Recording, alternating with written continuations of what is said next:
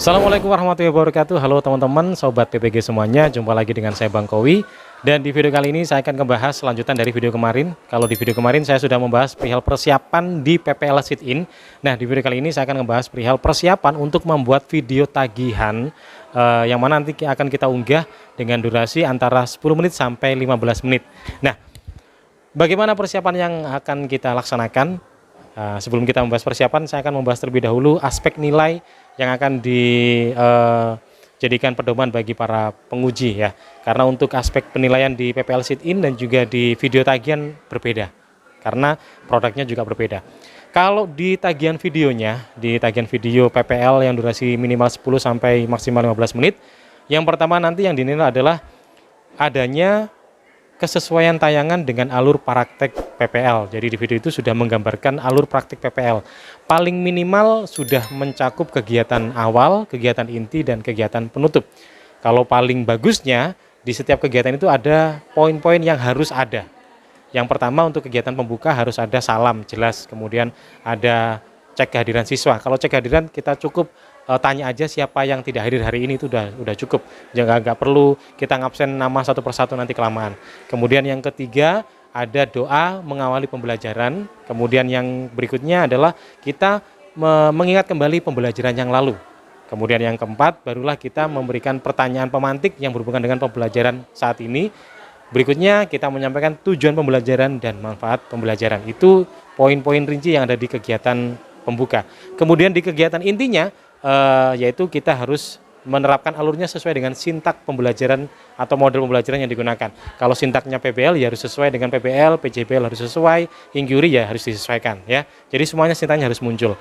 Kalau penutup nanti di situ ada yang namanya menyimpulkan pembelajaran secara bersama, kemudian merefleksi pembelajaran, kemudian ada yang namanya tindak lanjut pembelajaran.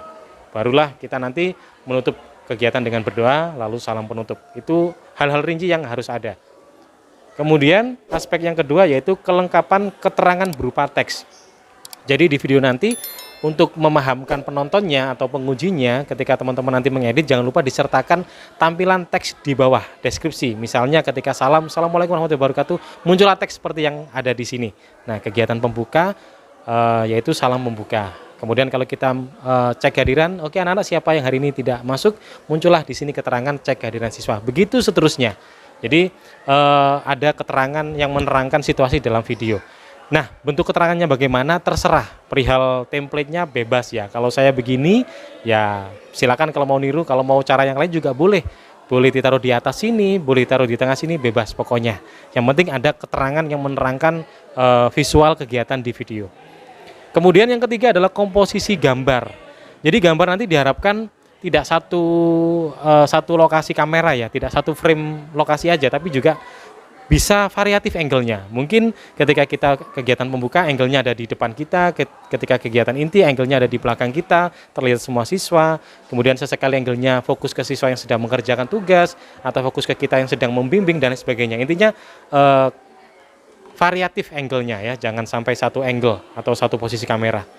Kemudian berikutnya yang keempat ini kualitas mixing audio. Ini 4 sama 5 ini hampir mirip. Kalau 4 ini kualitas mixing audio, kalau yang kelima ini kejernihan audio. Nah, bedanya kalau yang keempat ini nanti di video kita akan ada pembukaan video ya atau intro video. Itu kita selipin dengan musik-musik yang sesuai. Kemudian kalau teman-teman ngelihat video PPL saya kemarin, di situ juga ada ketika siswa saya sedang berdiskusi berkelompok. Di situ kan tidak memungkinkan untuk menampilkan semua verbal atau suara dari kegiatannya, karena kan kegiatannya random ya. Jadi saya tutup dengan musik-musik ya. Jadi itu namanya mixing audio. Musiknya terserah bebas, yang penting musiknya menyesuaikan atau mendukung ya. Kemudian yang kelima kejernihan audio. Jadi harus benar-benar jernih. Kalau saya bisa jernih, banyak yang tanya kok bisa jernih Bang? Karena saya pakai alat bantu mic wireless ini. Jadi mic ini saya letakkan di sini. Nah, jadi ketika saya berbicara begini ya suara saya bisa terdengar dengan jelas karena saya menggunakan ini. Misalnya kalau nggak punya alat ini ya nggak apa-apa, bisa langsung menggunakan penangkap suara dari videonya langsung. Tapi ya resikonya teman-teman harus suaranya lebih lantang biar benar-benar tertangkap sama videonya. Kemudian berikutnya kejelasan artikulasi ya. Jadi ketika ngomong jangan sampai terlalu cepat, jangan sampai juga belepotan ya. Jadi harus yang jelas, yang apa ya, yang enak lah.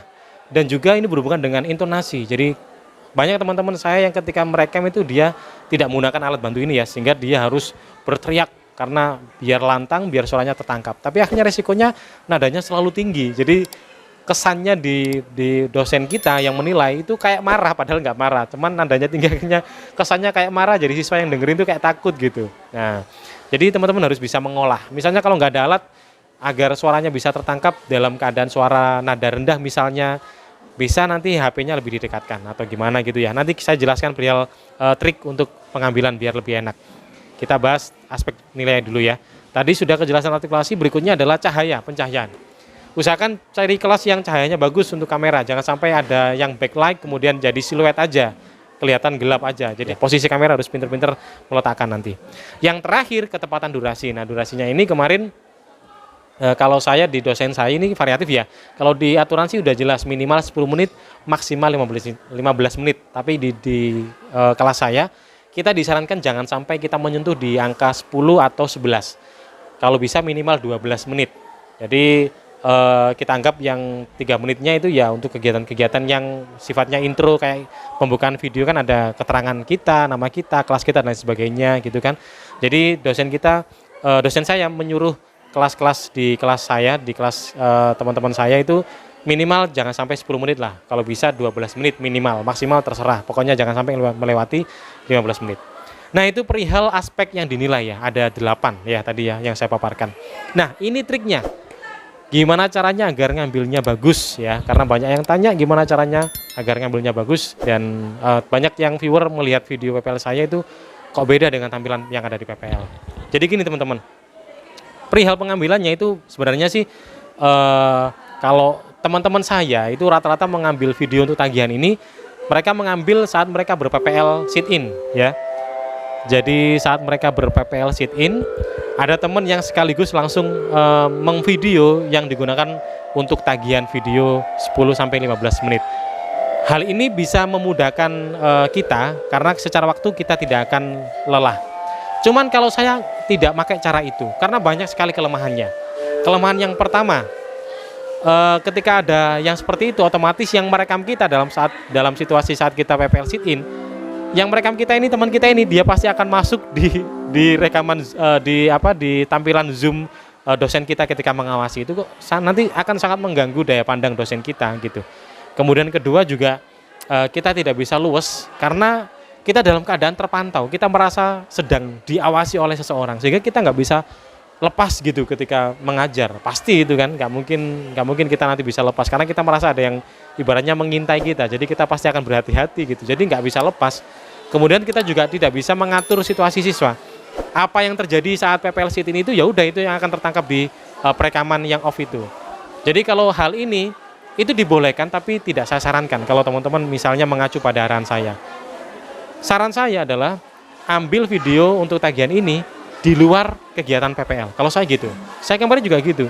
Jadi saya mengambil videonya berkegiatan PPL ini 2 kali. Yang pertama ketika saya PPL sit-in diawasi oleh penguji saya. Yang kedua, ketika sudah selesai PPL, dosen sudah memberikan sebuah closing statement pada saya, kemudian dosen sudah keluar dari Zoom-nya, barulah laptop saya matikan, kemudian saya rekaman lagi dengan teman-teman dengan rekaman yang saya butuhkan untuk tagihan video. Kenapa saya melakukan hal itu di luar PPL? Karena manfaatnya banyak. Yang pertama, saya bisa lebih all out, bisa lebih maksimal gitu ketika saya berpraktek. Yang kedua, saya bisa mengolah kelas. Siswa saya bisa saya atur ketika ada kesalahan, bisa saya ulangi lagi. Videonya bisa saya take ulang lagi gitu. Karena ini perekaman.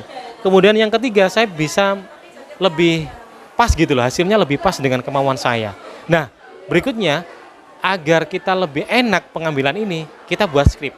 Nah, saya juga membuat skrip. Untuk skripnya nanti saya akan saya share di deskripsi, teman-teman bisa download aja, nanti bisa menirunya cara saya. Jadi skrip itu saya tulis misalnya nih kegiatan pembuka, di situ ketika saya melakukan salam pembuka ya, dan juga melakukan situasi yang menyemangati siswa bermain yel-yel misalnya. Itu di tabel sebelah saya sudah menuliskan ini kira-kira kameranya berada di mana. Oh, kameranya berada di depan saya, terlihat saya dan sebagian kepala siswa misalnya.